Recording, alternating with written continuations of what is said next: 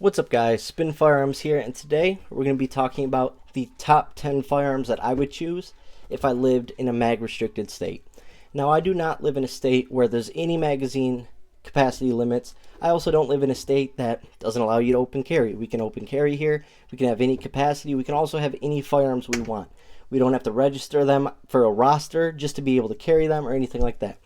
And I think this doesn't include California because they have specific rosters. I don't know all the rules and stuff like that about there.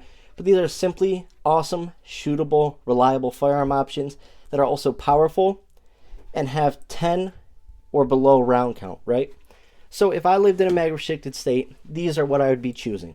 And it's because one, they're small, so they're very easy to carry, very concealable, and so on. Two, they tend to have more power than your average carry firearm, especially nowadays with everyone going to 9mm, because 40 is obsolete and 45 is obsolete and whatever the case may be, 357 SIG is obsolete. But before we get started, hit the like button, drop a comment down below, subscribe. All firearms are safety checked prior to the video and unloaded. Let's get into it. Tell me what you carry though. Tell me, do you live in a mag restricted state? Tell me what your carry option is. These are what I would carry.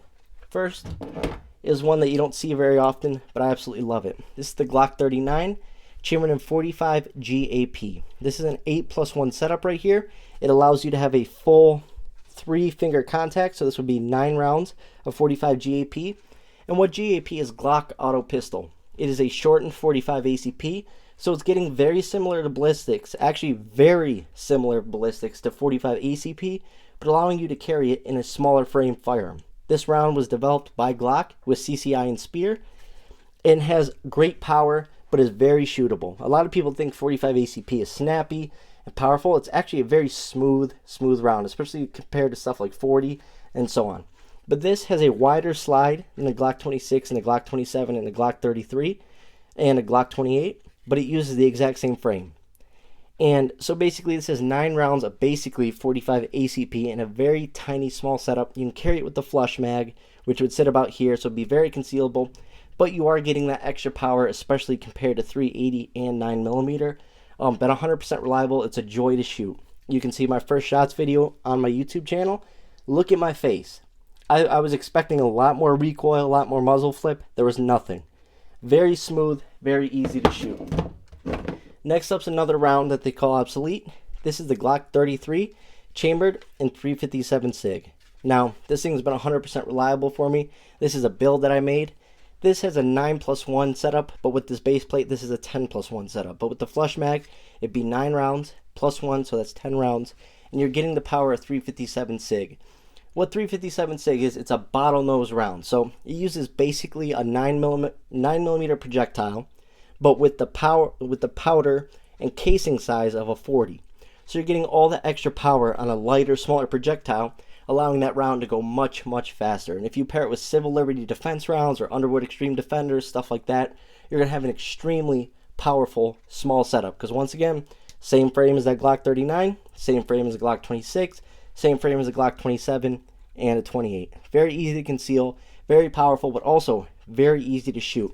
It's more recoil than anything, very little muzzle flip. You do feel the power in your hand, but once again, if I was limited in rounds, I'm carrying the beast of a firearm that I can. Next up is to be the Glock 29 SF. This comes with a 9 or 10 round mag, but in your situation, probably a 9 round mag. It would be flush, so it's very small, still very easy to conceal. You're getting a longer sight radius, and you're getting 10mm. 10mm tends to have one-shot stopping power. So if you're going to defend yourself, this is a great way to go. Now, let me say, you do have to train, and you also want to make sure that your rounds do not over-penetrate. 10mm is so powerful, you do not want them to go through the person who's attacking you into something that isn't attacking you. It just is what it is. But you're going to have great power, you're going to have Glock reliability, Glock simplicity, and you're going to find all the aftermarket sights, and stuff like that for your carry option. Also has a rail, unlike the Glock 39, 33, 28, 26, and 27. Sorry, it's a mouthful, but those do not have rails. But it's just a good overall option, because also if you're in the woods a lot, you can use this for bear defense. So the Glock 29 in 10mm is definitely a great way to go.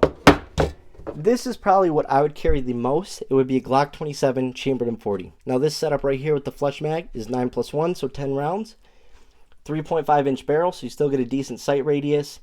I throw KCAM precision barrels into my 40 cal Glocks simply because they are fully supported chambers with KCAM barrels. But I would get a setup like this. Throw some night sights on it. You're going to have the power of 40. You're also going to have the versatility of 40. Once again, if you're out in the woods a lot, you can make 40 work for you. Have some 200 grain hard cast rounds, a backup mag, and you're going to be good to go in the woods for almost anything. I've seen Glock 27s take down bears, mountain lions, all sorts of stuff, and they just work. They run. Once again, the simplicity of Glock is a great way to go. Trust me, we're going to get away from the Glocks in a second. But next up is the Glock 30 chambered in 45 ACP. This is also the SF model. So you have a rail.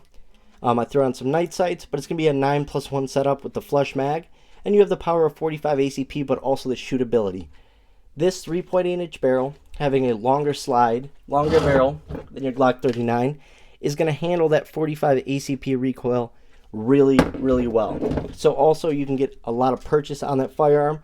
It feels really good in the hand. This palm swell right here fits your hand perfectly, feels great in the hand. You still got the power and the reliability of a round that's been around for a long, long time. Next up is going to be a Glock 26. Now, I'm not sure if these would be allowed because it's a 10-round flush mag, so it'd be 11 rounds total with one in the chamber. I know some states don't allow you to have a round in the chamber or something like that. But Glock 26, you can't beat, always reliable. But that would be a 9mm option if you just wanted a very smooth shooting firearm. Next up is going to be the Smith & Wesson M&P 40 Shield, or in this case, 357 SIG. Either one works great. You can also get the Performance Center in 40 that has the ports to help tame a little bit of that recoil.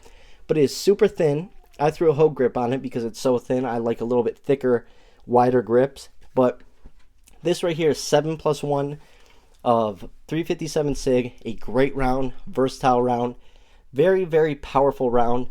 And once again, it's in the Shield platform, which the Shield has sold over 1 million copies. So, it's one of the most reliable tested firearms out there. Feels really good in the hand. Does have the hinge trigger. But like I said, it does have a bit of recoil. But if you get the ported version of the 40, they also make the ported 357 SIG Performance Center. You just have to get the aftermarket conversion barrels for it. They run flawlessly, have very little recoil, and these are so easy to conceal. You can also get the 6-round flush mag and throw a mag guts kit in it and make it 7+1 with the flush mag. You'll only get 2 fingers on it.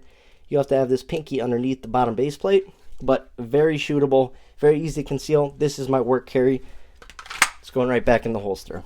Next up, the HK P2000 Subcompact V3. This is a great way to go, especially right now at Palmetto State Armory. They're marked down from $1,000 to $500.